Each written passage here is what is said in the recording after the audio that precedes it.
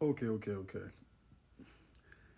This is, I try my best to stay away from the subject, but this is still being talked about. So I'm gonna give my honest opinion about the Drake and Kendrick beef because there's still people that don't get the results or why the results are the way it's.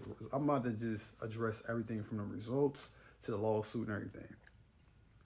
As a Drake fan and being objective, I felt like Drake fucked up.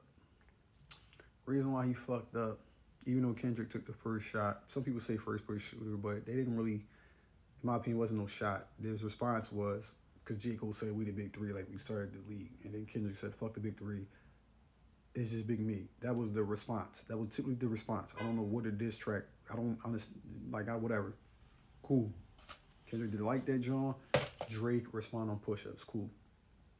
Kendrick warned him on Euphoria. We ain't got to take it personal. Friendly fade. Keep it there. That's something you don't want to do. Cool. Where Drake fucked up was you took it personal. You mentioned his girl, bro, and that's where he fucked up with the Pusha T beef. Cause I had to think about it as a fan. I didn't see it back then, but once everything ended, cool. Same thing how he mentioned Pusha T. Like they ring on you like Virginia Williams. What Pusha T do? He mentioned his BM. Exposed him. Boom. Drake said bodyguards like Whitney. You mentioned it. Kendrick's girl. Bro, the nigga warned you that's something you don't want to do. You mention niggas, because when you mention niggas' family or kids, especially in battle rap, gloves off. You know what I mean? So you can't say he wasn't warned. That's number one.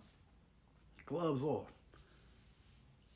The minute he dropped family members was supposed to be a red button because I thought it was gonna be over. I ain't gonna lie. As a Drake fan, I like Kendrick too, but as a Drake fan, because Drake my favorite rapper. But as a Drake fan, I thought it was okay. It's okay. Boom. He dropped Meet the Grams on top of that because my thing is Kendrick had the better strategy, bro. And it had to be the mole in the campus. Even Kendrick said at 16 in LA. Have you ever thought that a mole was working for me? Somebody OVO working for me? So somebody was giving him information or something like that because the nigga was strategic like a motherfucker. Like Kendrick beat Drake at his own game. That's just keep it being. That's just call a spade a spade. That's what exactly what happened. He beat him at his own game. He did what Drake basically did with me. Back to back on him. Drop Meet the Grams on top of that shit. Family Matters. Then we get a chance for Family Matters to breathe. Then after that, you drop Not Like Us. After that, it was over pretty much, bro. You didn't accuse this man of having, you know, Dave Freer having one of his kids.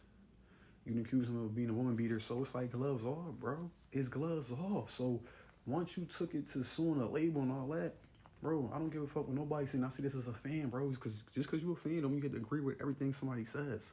That's what people don't, they get it misconstrued at. So you're suing this label. That shit don't make sense to me.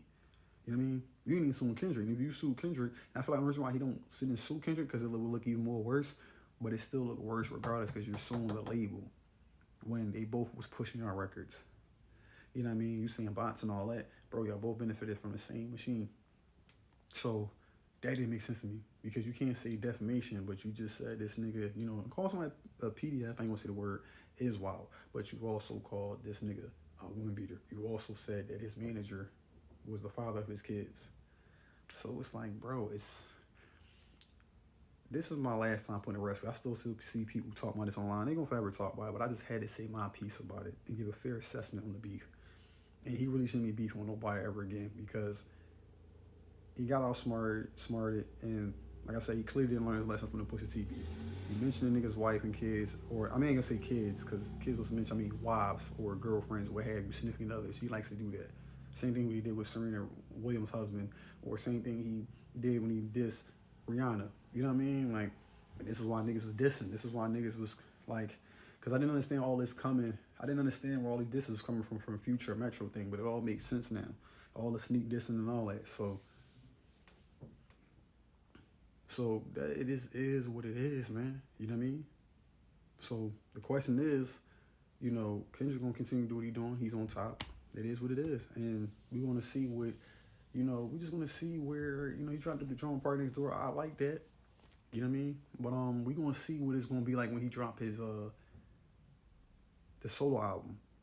But it's like between the lawsuit with UMG, it's like how is that gonna turn out? That's gonna be interesting. So That's my final take on the Kendrick Lamar and Drake beef.